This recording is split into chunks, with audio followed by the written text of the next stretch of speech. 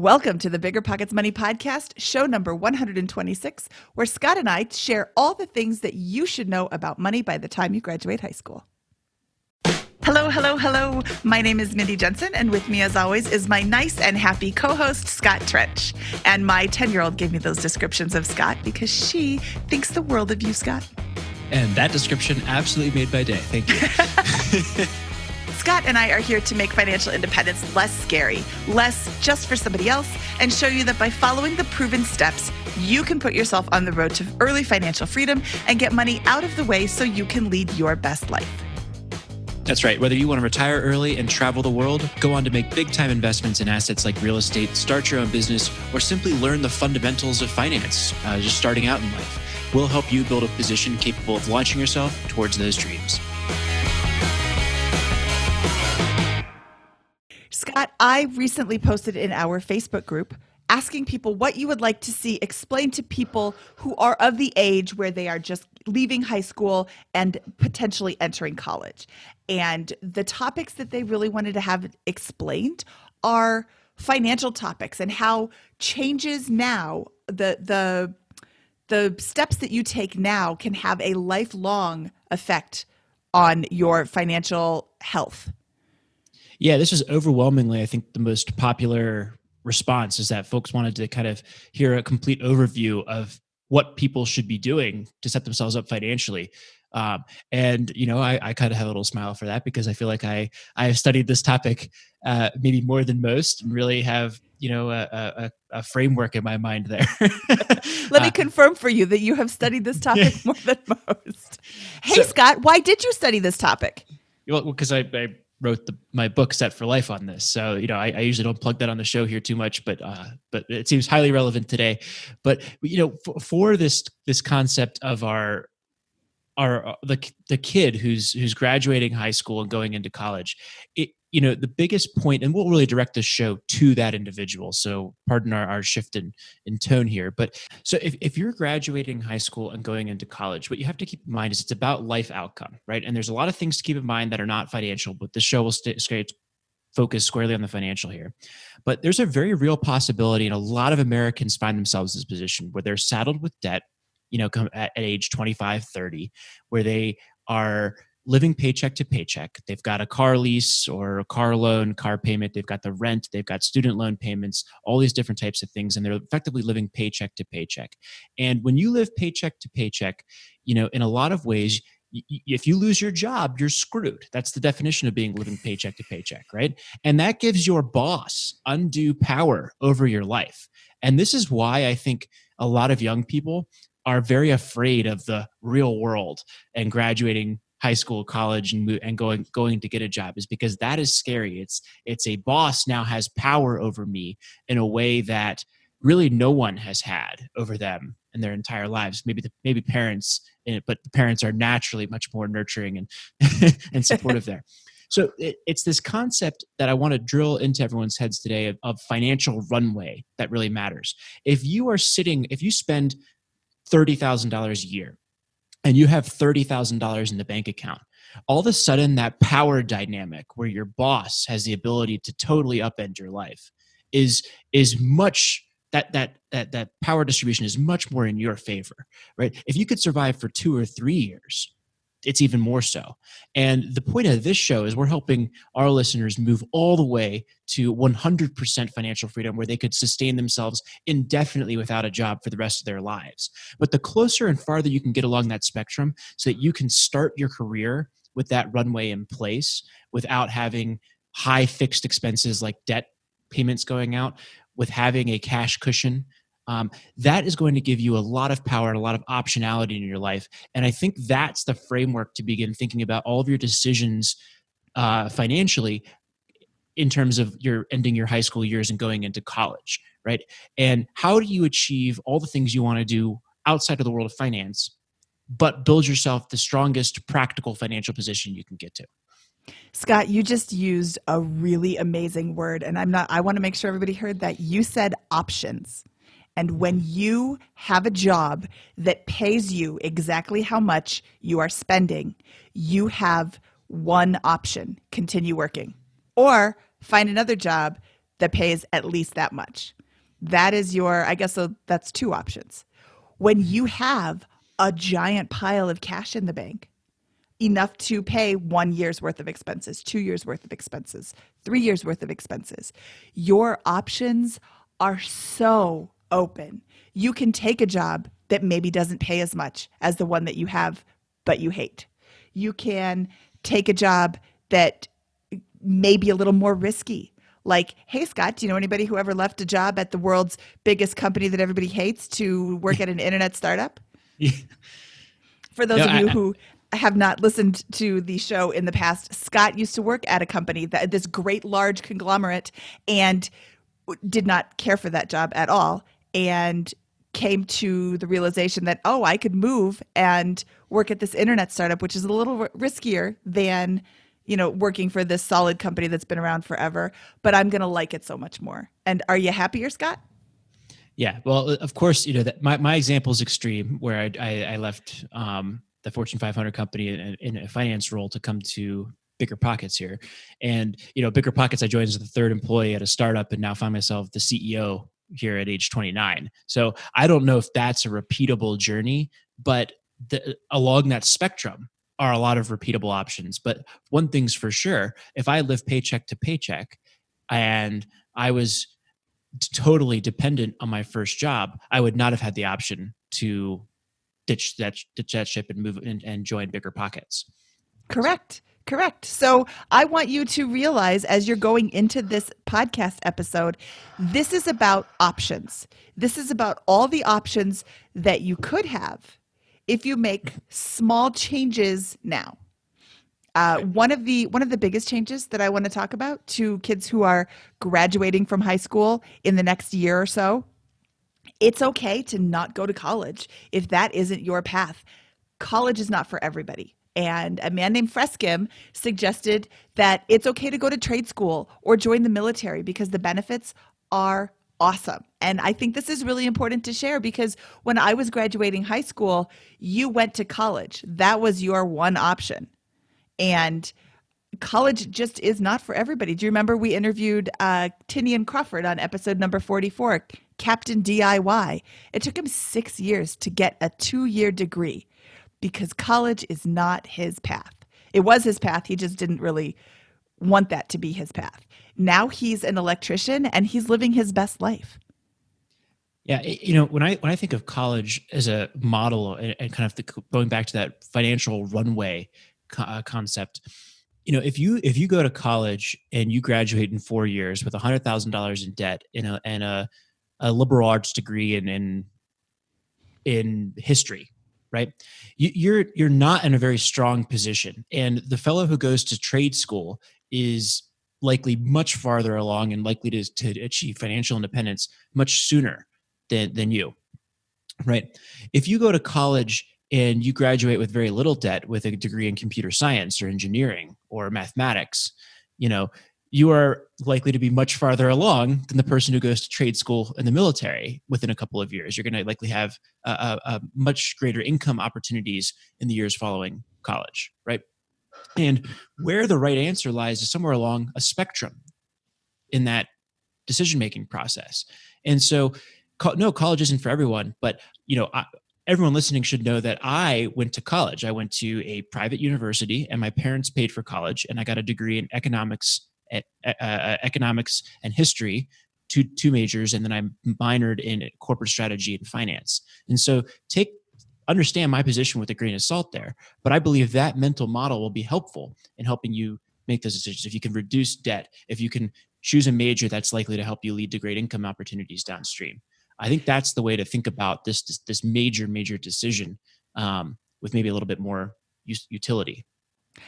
Scott, I posted this question in our Facebook group, and that is where all of these answers are coming from. I wanted to know, what is it that you know now that you wish you knew when you were in high school? Or what is it that you want people coming out of high school to know? Melissa said some advice that was just mind-blowing to me. She said, my high school economic teacher had seniors review data on the Bureau of Labor Statistics to see how much they would likely make post-college in the career path they were considering. Then compare it to their expected student loans to evaluate if their career path would be able to help them pay for those loans. And she said this was a huge factor in why I am not a preschool teacher. Yeah, I mean, I think that's I love that example, because it's not about whether you should do that job or do another job, right? Or follow this career, or follow that other career in a vacuum, right? But you have to understand the cost benefit analysis. It is totally fine to do that cost benefit analysis, understand that that role is not going to pay very well relative to the amount of student loans you're going to assume, and then still choose, knowing the economic trade-off. But what's unacceptable, I think, and what can really hurt you for a long period of time, and really put you in a bad position in your late 20s, early 30s in particular, is making that choice without the understanding, which is why I love that example from Melissa. You know, Scott, we interviewed Travis Hornsby from Student Loan Planner back on episode 22, and he shared with us a specific major, veterinary school. That is a major that has an extremely high cost of student tuition, but not such a high cost or not such a high salary when you come out. So you're putting in medical school debt, but you're not making doctor salary when you're done. And he said, unless this is the only thing that's going to make you happy, maybe you want to reconsider that particular major. And I think that a lot of people just, you're 17, 18 years old when you're graduating high school. What do you want to be when you grow up? I want to be some pie in the sky thing. Great. You should follow your dreams. Following your dreams isn't always the best choice for your finances. Yeah, I just think it all comes back to understanding the choice you're making at the highest level. And if you're making six-figure decisions right now, and you haven't put in basic 15, 30 minutes to doing that exercise, looking at the Bureau of Labor Statistics, understanding the income, understanding your debt and your payments, you're conducting 4 years of education to study your major, but not the 30 minutes to understand the economics of your choice. That's a lopsided distribution of time. Put in the time to understand the cost benefit, and know where that's going to get you. 100%. Tika added some very sage advice. If you're going to college and you're going to spend a lot of money on college, pick a major that will lead to a career that pays. I don't believe college is for delving into an interest. It's an investment in your future earning potential. And that just reiterates this point. You can go to college and study basket weaving. You can take one class in basket weaving and, hey, this is great. Let's do it more. Or you can decide that that's not the thing that you want to be. But an art school, a private art school studying art, unless that's like the only thing you're ever going to do, that might not be the best choice. And I come from that, going to a private art school and studying art because I thought it was fun. Yeah, I think there's this concept around pursue your passion, right? And my favorite subject was history, which I like history, right? But when you say passion, right, the people who become noted historians, right, are passionate to the point where they'll read the same person's biography from 10 different vantage points, right, before constructing their own. Or they'll become an expert in a very narrow window of history, like European economic history, or the Civil War, right, or those types of periods, right? I like history. I read a book. You got to talk into the mic, Scott. Grant. One of these recent ones is Grant. That is a great one. But I'm not passionate about it to the point where I can spend all day doing that every day. If that's you, and that that's your passion, then you're probably going to have more success following that, the thing that you do all day long, every day, and are going to become one of the absolute best in the world at, and can do that uninterrupted for years and years and years.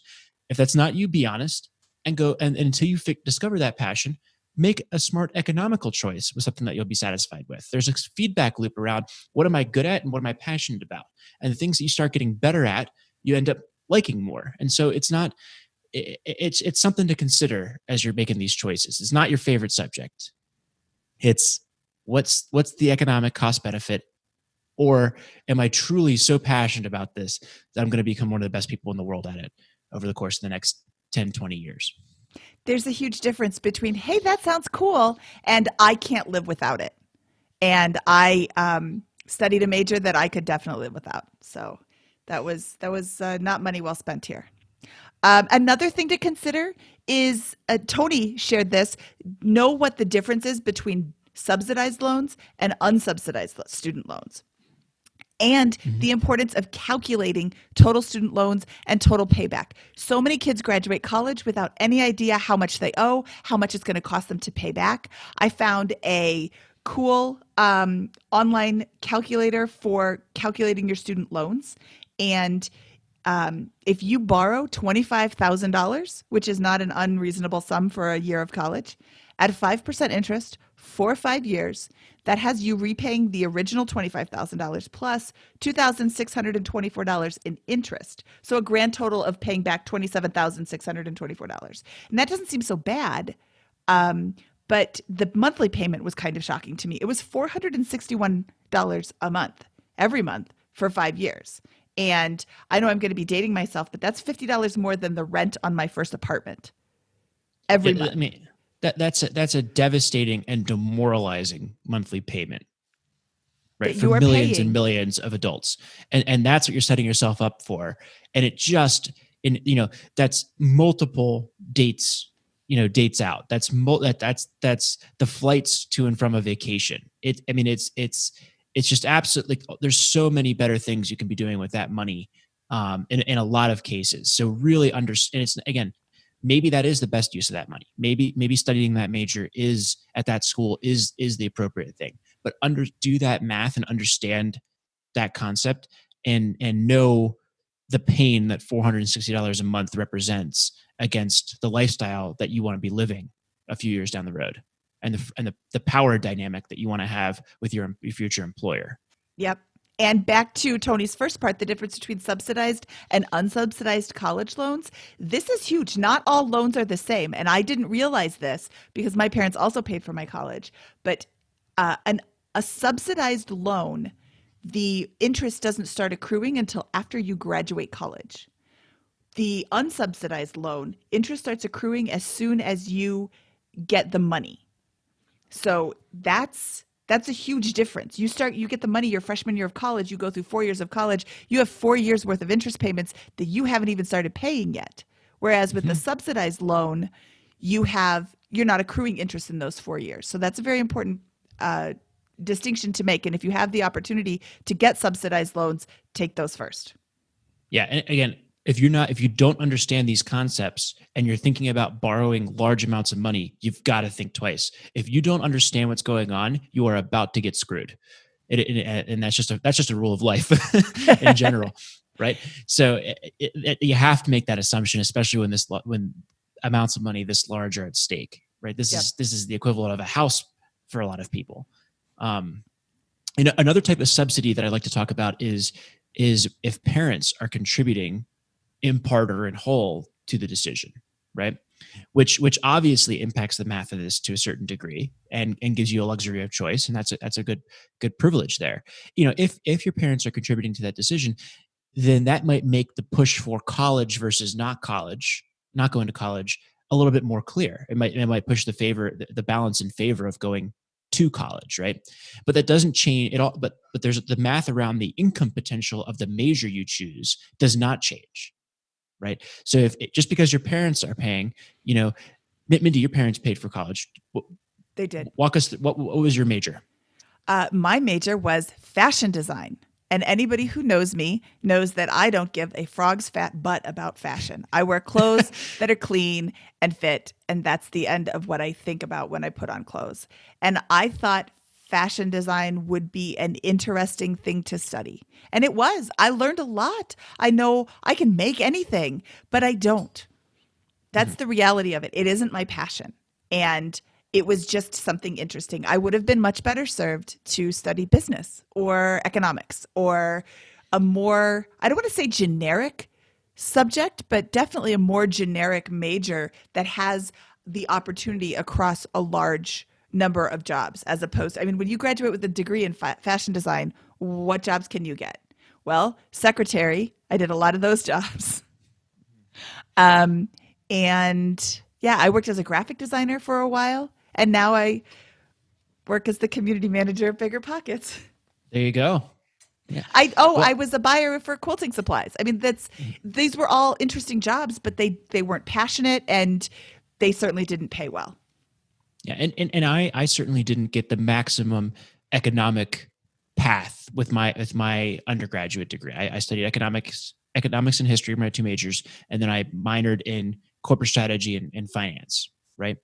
And that got me a job in a finance role at a Fortune 500 company upon graduation, which was not totally inefficient, but could have been optimized more. But again, it's just I think it's a good contrast between the two of us with those examples of the majors and the starting jobs we were able to get upon graduation.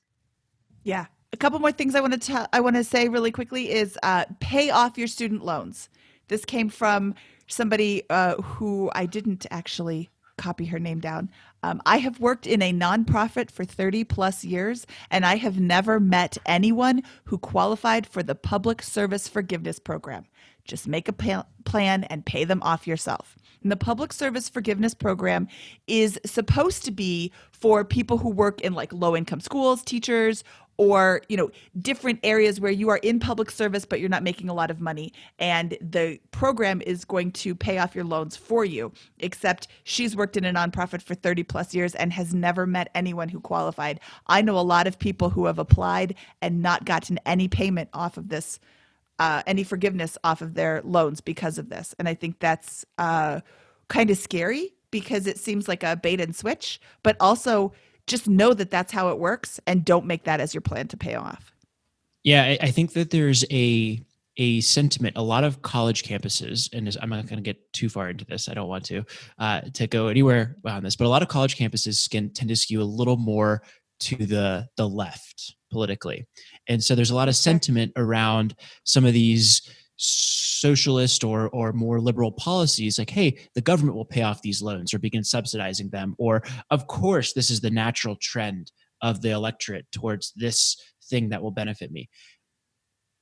Not a good thing to plan for. If you're planning your financial position around a future change in government policy or legislation, and that is your plan to pay off your student loan debt, there's a really high probability that you're going to have a very sad financial outcome, or in the event that that does come, that there are unexpected caveats that come with that assistance, right? When someone is giving you handouts, they get to dictate the rules, right? You may have noticed this with your relationship with your parents, and that's just a fact of life, and why we believe, BiggerPockets Money podcast, that's better to be financially independent than financially dependent on anybody, right? Workplace, government, parents, whatever it is. Absolutely. Could not say that better. Have nothing to add to that. I do have one last thing to add about college, and that is choosing a college to go to. One woman said, I've never had a single job care that I got a business degree from a private university versus a much cheaper public one. Your public universities are going to be some of your lowest cost universities. And like she said, it doesn't matter. There is a little bit of, you can attest to this, Scott, the whole Vandy brotherhood, sisterhood. Yeah, there's great people, I'm sure, at a lot of universities. I obviously went to a very expensive private university that my parents paid for, right? And who am I to sit here and say that degree didn't help me get my first job or wasn't influential in moving me into my career track to BiggerPockets? I think there's a lot of good reasons why it could or couldn't be, but I'm grateful for that degree. I'm grateful for my parents' assistance, and I enjoyed my college experience and learned a lot. And so it worked out for me. So there's a lot of nuance to all this kind of stuff. One last thing I want to share is we interviewed Zach Gautier, who is a counselor for high school students, on episode 64 of the BiggerPockets Money podcast. And he gave us a whole plethora of ways to pay for college that you may not have heard of yet, including a few websites to go to find student loans and find grants and see different ways to pay for college. So that's definitely worth a listen if you have not listened to that episode yet. Absolutely. Scott, one of the first things that happens when you do get to college, when you're on the college campus at your orientation, is, hey, welcome to college. Here's a credit card. You're walking through the orientation, you're stopping at the different tables, and there's the one, hey, would you like a free t-shirt? All you have to do is sign up for a credit card. How many free t-shirts is worth all that credit card debt? Zero. Yeah. This isn't a good This is a good investment by the credit card company, I'm sure. Oh yeah, great investment. They're not even good t-shirts. Okay. Well, why shouldn't you sign up for? Why should or you shouldn't you sign up for a credit card? Or what should you know before you get that first credit card? You should know that that first credit card is not free, and the credit card companies, it is not in their best interest to tell you all the ways that this can completely ruin your financial life. However, I am not paid by credit card companies, so I can tell you all the ways that this will completely ruin your financial life. Show brought to you. Oh. You have something called a credit score, and everybody has one. Even if you don't have one, your credit score would be 0. The most common credit score is the FICO credit score, and that is calculated by many different ways. It starts at 350 and runs to 850. Now let's be clear here. You absolutely are going to want to sign up for a credit card at some point. At some point in your life. At some point in your life. And your credit score is going to have an impact on your future flexibility, right? And your financial options. So when you graduate from college and you or enter the workforce, you're going to want to do things like rent an apartment or buy a car, right? These are items that, while we would encourage you to try to avoid as much car debt as you possibly can, you're probably going to need to get some of that in most cases, right? And a credit score in the upper 700s or even approaching 700 can give you a lot more optionality and not have you rely on things like having your parents co-sign a lease with you or co-sign a car loan with you, those types of things, and be able to help you be, again, more financially independent and direct your own life. That credit score is built up by a number of different factors. One of the worst things to have, however, is to get a credit card in your early years of college, run up a balance, and then fall behind and miss some payments on that. That's a quick way to put yourself into a really big financial hole that's going to be difficult for you to climb out of and limit your options in terms of where you live, what you drive, and even some jobs look at credit scores. Yeah, and it follows you around. Your bad credit score will follow you around for the rest of your life. So your credit score is, the most common credit score is called the FICO score, and FICO stands for the Fair Isaac Corporation. I don't know, they just invented this or whatever. That's not that important. But the FICO score runs from 350 to 850, and that's 500 points. It seems like, right in the middle would be fine. But no, like Scott said, starting around 700 is where you finally start getting decent credit. A 650 700 credit score is so much better than a 600 credit score. And like Scott said, employers look at this. Your landlord is going to look at this. Your other credit opportunities are going to look at this, because your credit score is a snapshot of your ability to pay the bills that you say you're going to pay. Yeah, and it is an amazingly effective indicator. I know this is not popular around a lot of places on the internet, but frankly, the credit score is the number one thing that I look at as a landlord when I am considering prospective tenant applicants. There are people that with bad credit scores who will make great tenants, who are very responsible and those types of things. But there are very, very few bad tenant stories that I've ever heard that come from tenants with great credit scores. Right. So it's an amazing indicator for a lot of different types of things in terms of talking about a wide range of responsible behaviors. And I personally use it in my business and life when I'm interviewing people for jobs or to rent my rental properties. Yeah, it's me saying, I said I was going to pay this bill and I did. Or I said I was going to pay this bill and I didn't. I, as a landlord, don't want your excuses. I want your rent check. Now, as a adult, I have multiple things that are influencing my credit, right? I've got mortgages. I've got a few credit cards. I had a car loan that I paid off a year or two ago. So I have a long credit history and multiple types of credit that I'm building or have built over time. That is not something that is a reasonable expectation for most people to graduate from college with. But one of the easy steps that I think is an easy one is go ahead and look at a credit card. Sign up for one that has a low fee. Ask them if they charge an annual fee. You're looking for low or no annual fee, and put a little bit of money on it every month. Maybe you go out to dinner once or twice a month and you put that on the credit card, right? And pay it off in full every month. And that will be the beginnings, a very effective way to begin establishing credit over the period of 4 years, 3 to 4 years, or however long you want to be in college, six in the case of that one fellow. If it'll help you come out of college with a little bit more credit history and a history of payments, on-time payments. Oh, I'm glad you said a history of payments, because that is the number one most important factor in your credit score. 35% of your entire score is made up of your payment history. So when you pay your payments on time, you pay your bills on time, every single month, your credit score goes up. When you miss a payment, that can tank your score. You miss a payment, one payment by 30 days, and you can have a 50-point drop on your credit score, which can be devastating when you're just barely in the good credit range or in the decent credit range.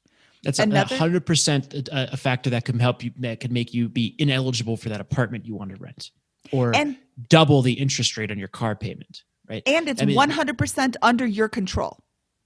Absolutely, right? So getting a point is, get a credit card, but do not put an amount on that credit card ever that you cannot reasonably pay off when the next payment is due. Do not make minimum payments and rack up charges in college. It's just completely unnecessary, right? You're going to assume a very high interest rate if you don't make the payments, if you don't pay off your credit card in full each month. It's just a lifelong habit. Mindy, I have never carried a credit card balance in my life. And I don't think I ever will. Something will have to go very, very horribly wrong at this point for that to happen. Yep. Another 30% of your credit score is the amount that you owe.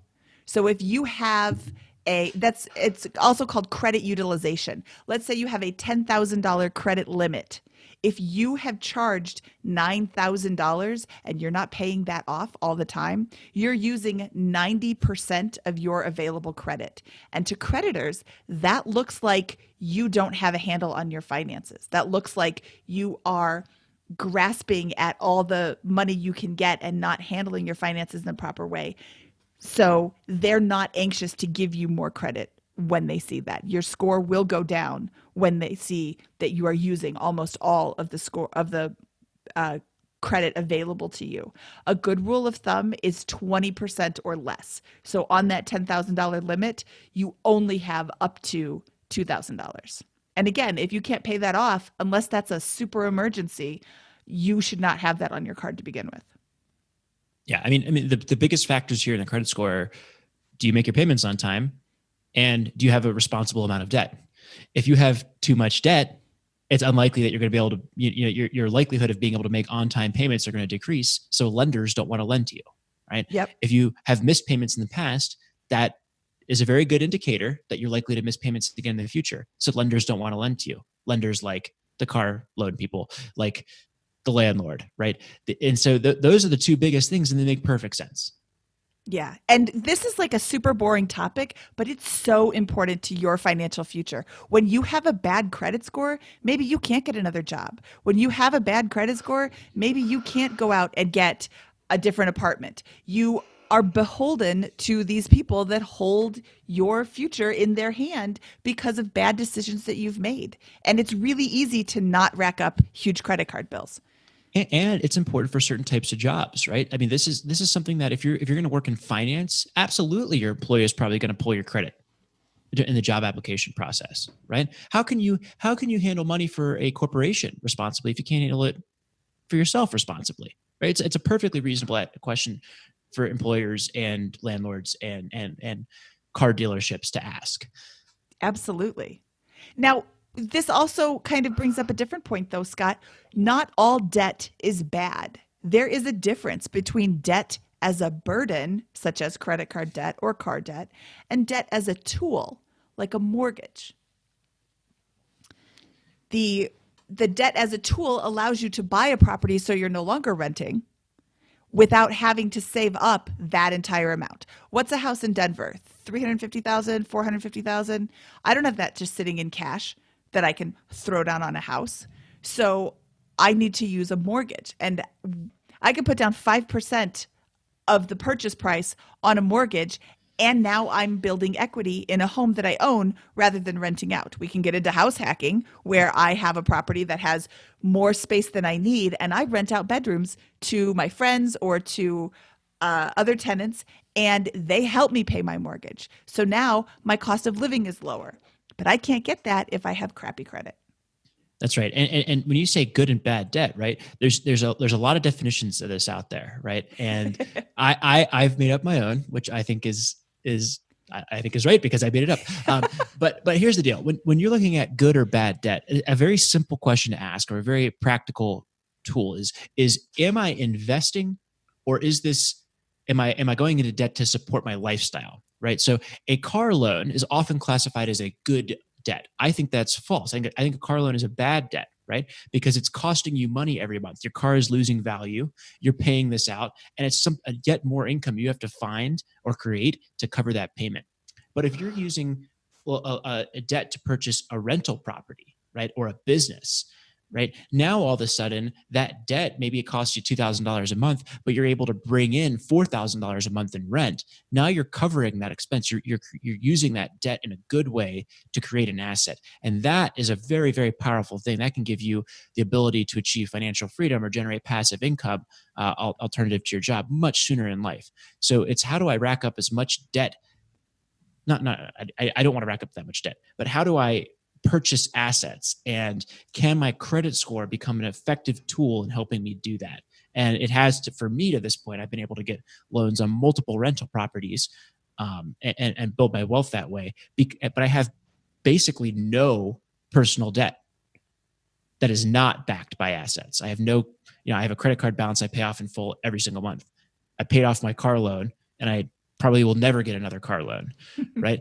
So it's those types of things. I use it as minimally as I can to get started, and then phase it out completely, except for that which is backed by assets.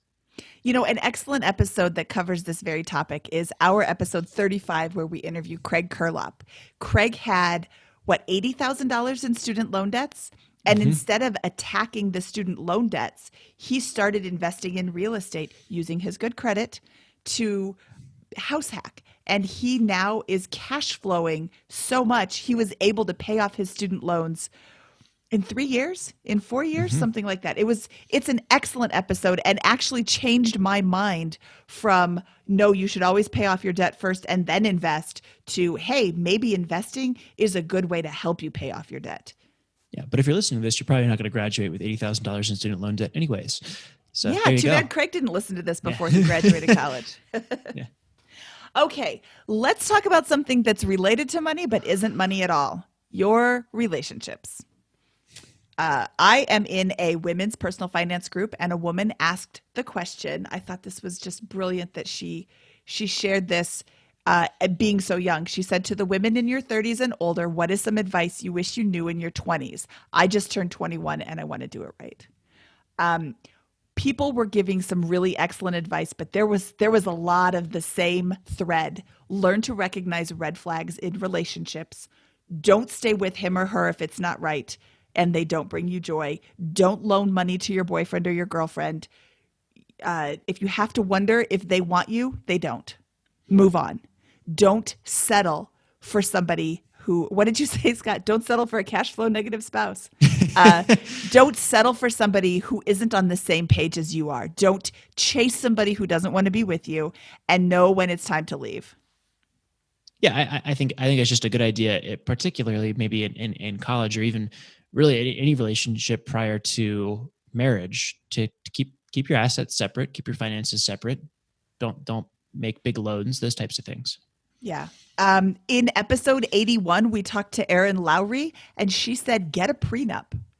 I was so anti prenup. My husband brought it up before we got married. I'm like, oh, you think we're going to get a divorce? He's like, oh, never mind. I was really, really angry that he brought it up. But Erin had some pretty practical advice. She said, you know what? You already have a prenup. It's the laws in your state, the divorce laws in your state. So if you don't want to go by whatever they say, you need to make a prenup that follows, that directs your assets the way that you want them to be directed and protected. Mm-hmm. And I'm going to bring up the kid question or the kid comment. Bob commented in our Facebook group. He said, my nugget of advice to the youngins is unless you're paying tens of thousands of dollars to a doctor, never believe someone when they say they can't get pregnant or can't get you pregnant. Kids are expensive. I have 2 kids and I love them dearly, and my life would not be complete without them. But I also waited until I was a lot older to have kids. And I know a lot of girls who got pregnant in high school and college, and they didn't finish college. And I don't want to say that kids that young will ruin your life, but they will definitely alter your financial state considerably.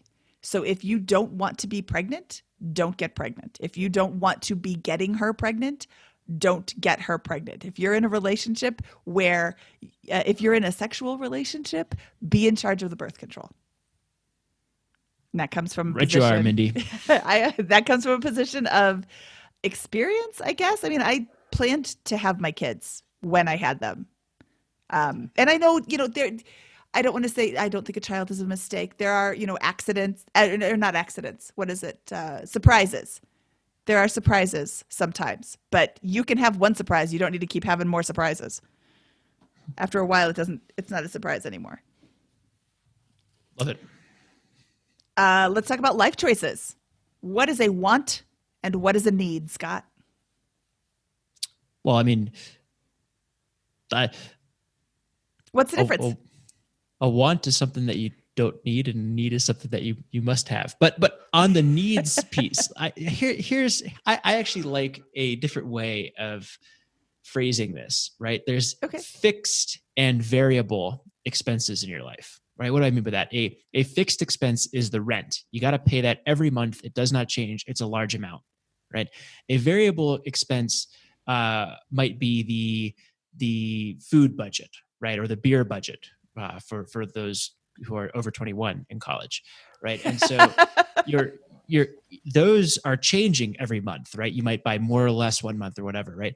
And it's understanding how do you make your fixed expenses as low as possible? Because people say housing, rent, the rent is a need, right? But, a $500 a month, one bedroom, or a bedroom in a 5-bedroom house with 4 other roommates, right? Satisfies that need just the same as a $2,000 monthly house all to yourself rental bill, right? And so making those fixed overhead expenses, I think, and keeping them very low, in particular during and after the college years, can really give you a massive jumpstart. And then just budgeting and basic self-discipline to control the variable costs in a reasonable way after that, I think is the other major piece to this. That is a very good way to describe it. I was going to go with Maslow's hierarchy of needs. You need food, you need shelter, you need clothing, but you don't need expensive shelter. You don't need brand name clothing. You can buy secondhand, buy third hand, get it for free. Yeah, that's really good. I like the way you said it better. Well, absolutely. I just think that's the way to think about, wants and needs. It's too easy, I think, for a lot of people to justify a big rent bill or a car payment as a need, right? But if you go into it thinking, how do I keep my fixed expenses, particularly transportation, housing, and my food budget? Well, I guess food budget, I just described as variable. But those are the 3 big ones for most people. How do you keep those as small as you possibly can while being very happy? And then the way you can kind of justify that mentally is say, hey, I'm going to spend very little on my housing, transportation, and food budget, but I'm going to up my budget relative to my friends or relative to the folks in my peer group for the fun stuff, the entertainment, the trips, the whatever it is, because you'll end up saving so much more that way. And I think getting a lot more fun in. I love it. Here's a little bit of advice that I'm going to share with you that may not be so popular, but do not get an Amazon Prime account. If you have access to one, stop using it.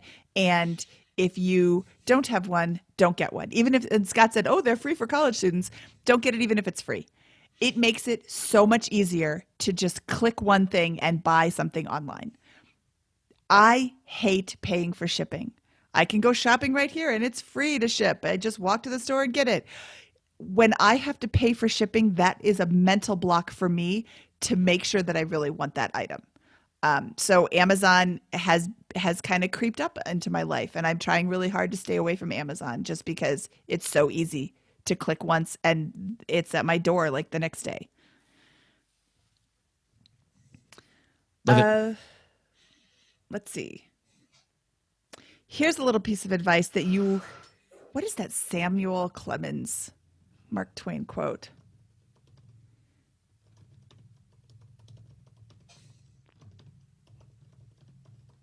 Picking up a cat by the tail. Here we go. Mark Twain said, "A man who carries a cat by the tail learns something he can learn in no other way." And that's kind of mean. Like, why would you pick up a cat by the tail? But boy, that cat's going to let you know they don't like that. If you give a loan to somebody that you know, you will never see that money again.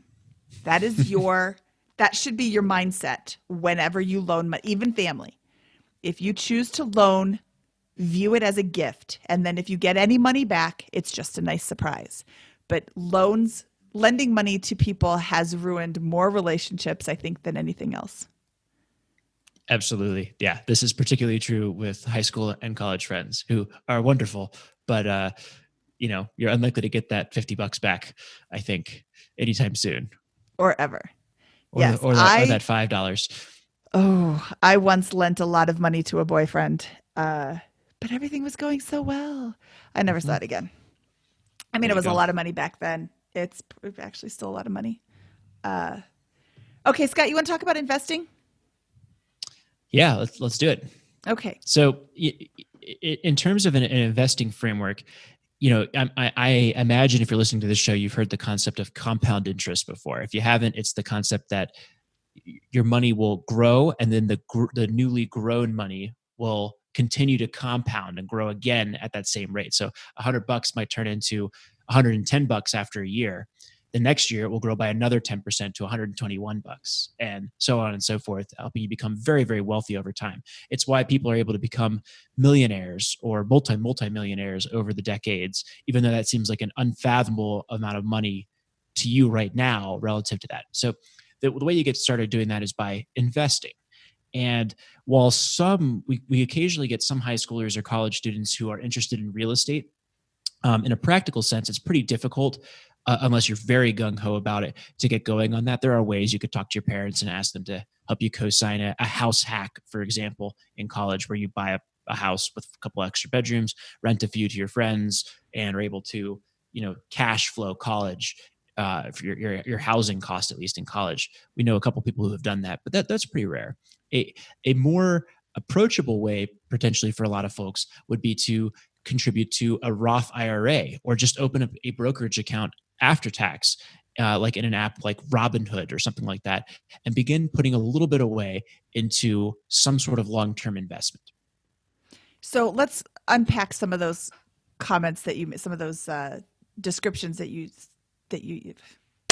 So let's unpack some of those terms, Scott. You said open up a Roth IRA, and then you said after tax. Can you explain what those mean? Well, I guess they're both in some ways after tax.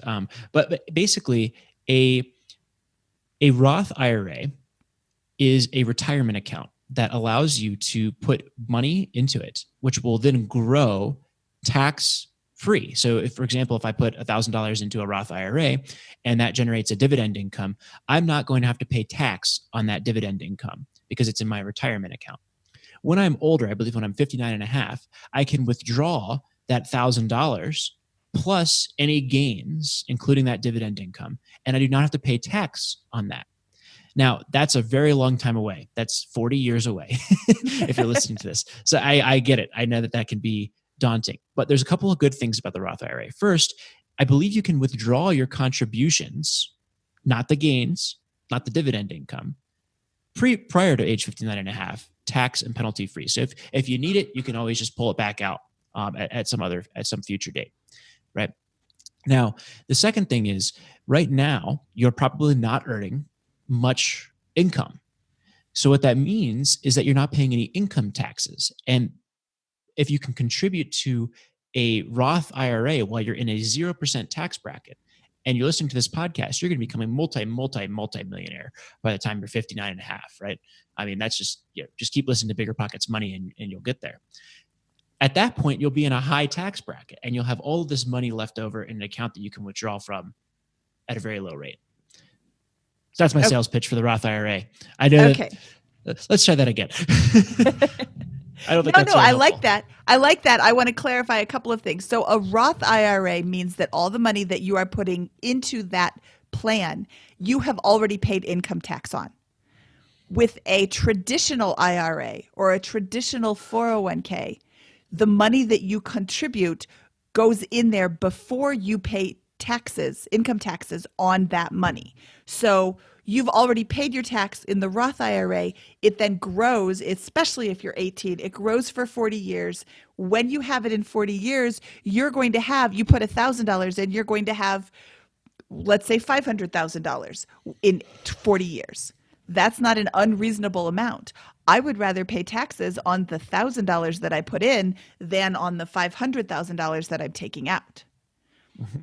Many times when you're 18, you're not working at a job that has a 401k or a traditional IRA as a retirement option anyway.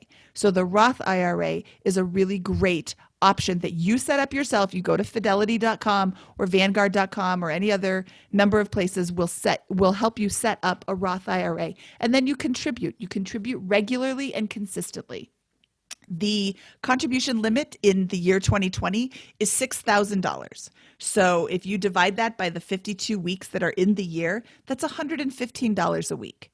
That's not a huge amount when you're making money as an adult. But as a kid, if you're 18, you're working part-time, maybe $115 is your entire paycheck. So maybe that's not really what you want to be doing with that money. Maybe that's not what you can afford to put in. Put in what you can. Make a goal. I'm going to put in $20 a week. I'm going to put in $50 a week. I'm going to put in $20 a month. Invest consistently. Contribute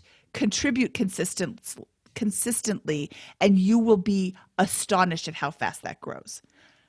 If you can contribute $6,000 a year throughout college by working part-time, whatever it is, and you're graduating college with $24,000 in a Roth IRA, you're in a pretty good position. But I will caution that going back to the very original point I made around financial runway, right? This is a controversial statement. And a lot of people will beat me up for it, but I would rather be the college graduate with $25,000 in my checking or savings account and complete independence and that more balanced power dynamic between me and my first employer than a college grad with all that money in an IRA that I don't feel comfortable withdrawing, even though, because I mentally put it away for retirement. I just feel like for me, I would have been more able to take that next job, that job at that startup, that buy that first house hack, buy that, start that first business, whatever it is. That opportunity to me, I was going to use it. But that might just be the way I'm wired. And if you're someone who is, a little bit more conservative and is going to go after it, but like many people, it may be a really good idea to max out these retirement accounts going into it. The best answer, of course, is to do both. If you can max out that retirement account and have money left over to begin building your financial runway after tax and outside of those retirement accounts, in addition to that. Okay, Scott, moving on, let's talk about automatically investing. Set up automatic investments as soon as you have your first job. In high school, summers, college, always put money into your investment account first. Kind of like what we were just talking about with the Roth IRA. Figure out what you can afford to put in there and then put that in first. Every paycheck, automatically you get $50 into your Roth IRA, or 20 or 10 or whatever it is that you can do. Yeah, absolutely. It's just the easiest way to go about it. It's pay yourself first, put that money into an investment account. And look, people are not going to understand this. A lot of people, like your friends, they may not understand the concepts of investing. They won't understand why you live in a apartment that is lower cost than they do. And they also won't understand it after a few years when you plop $50,000 or $100,000 down on a rental property, or in 7 or 8 years after college graduation when you are financially independent, able to start your own business or travel the world and not have to worry about money really ever again. Right. So it's understanding those two dynamics and then automating and massively increasing your investments on an ongoing basis as early in life as you possibly can. You know, Scott, that's a really great point that I didn't even think about when I said that before. But your friends are most likely not going to be supportive. Why are you so cheap? You're not cheap. You are investing in your future. You are setting your future self up for a very comfortable life. And it doesn't matter what your friends think about what you're doing. They will not understand what you're doing when you're doing it. And then once you do plop down that $50,000 and buy your first house, oh, wow, how'd you do that?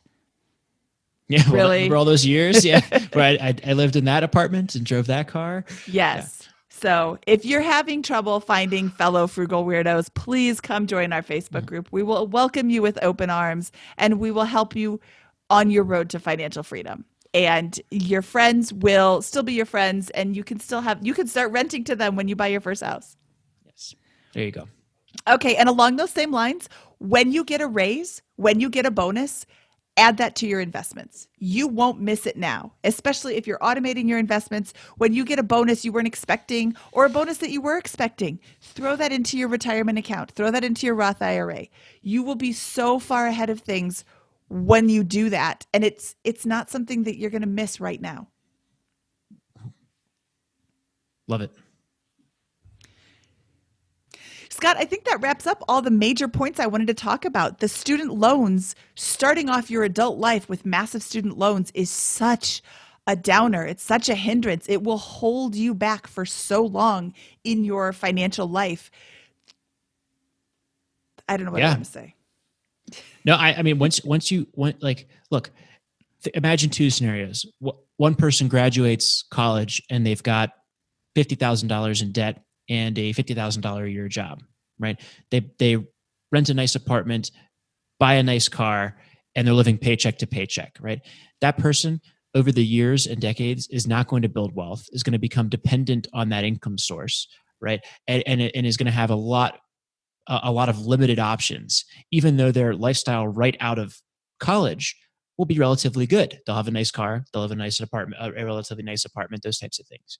But if you can graduate with no debt, right, with $25,000 or $30,000 in the bank, which is very possible if you play your cards right over the next 4 years, choose a school wisely, work, try to receive some scholarships, whatever, you're in a massive position of power in that thing. If you can then, rent that cheap apartment, take the roommate for an extra couple of years, you could buy a duplex or a rental property and live for free a few years down the road. You could build $100,000 or several $100,000 in net worth over the first 2 or 3 years after graduation, right? Giving you the option to start a business, again, travel the world, take off a year, right?